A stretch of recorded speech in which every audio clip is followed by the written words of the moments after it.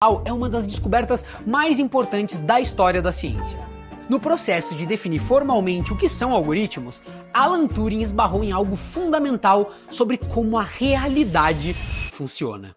E basicamente o que Turing queria com o jogo da imitação era, bom, eu estou dizendo que isso não é simplesmente uma máquina de cálculo sofisticada. Isso vai ser capaz de aprender pela experiência e, ao aprender pela experiência, ser capaz de demonstrar um comportamento que, se a gente estivesse vendo um humano fazendo, a gente consideraria inteligente. Então, nesse sentido, ela seria capaz de imitar um ser humano. Então, aí que vem o jogo da imitação e o que ele tentou fazer, um pouco de uma maneira irônica, ao mesmo tempo responder às críticas, sustentar a ideia dele de que sim, as máquinas poderiam pensar em certo sentido e explicar a computação digital, fazer disseminação científica. Alan Turing é um pioneiro da disseminação científica. Muito legal, muito legal.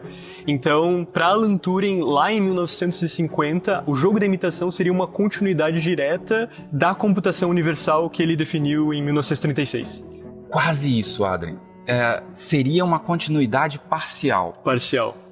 O que acontece? Durante a Segunda Guerra, Alan Turing esteve envolvido com o problema da decodificação dos códigos das máquinas Enigma alemãs. Então aqui eu tenho um problema que tem uma máquina que tem uma certa configuração interna que não é visível para mim. Eu não tenho acesso a essa configuração. A única coisa que eu vejo é o comportamento externo dessa máquina, produzindo símbolos que são cifras que no fundo codificam uma mensagem em linguagem natural, em alemão. E o nosso objetivo, no contexto do esforço de guerra britânico e dos aliados, era de decodificar aquelas mensagens. Foram anos de experiência empírica que ele teve com esse problema que o expuseram à questão de, bom, talvez eu nunca tenha acesso à configuração interna de uma máquina, por exemplo, o ser humano. Então ele vai pelo seguinte caminho: se eu observo o comportamento humano o suficiente, talvez eu seja capaz de reconstruir não o código original, mas alguma versão de um código que me permitiria aproximar aquele comportamento. A maneira como a universalidade pode ser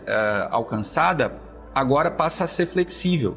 Eu posso produzir máquinas especiais e aí a máquina universal vai ser capaz de executar qualquer uma delas. Uma outra forma de fazer isso é, eu tenho uma máquina simples, mas ela é capaz de aprender. E aí, se essa máquina é capaz de aprender, ela pode ir acumulando mais e mais experiência até que, de repente, ela é capaz de desempenhar um certo comportamento.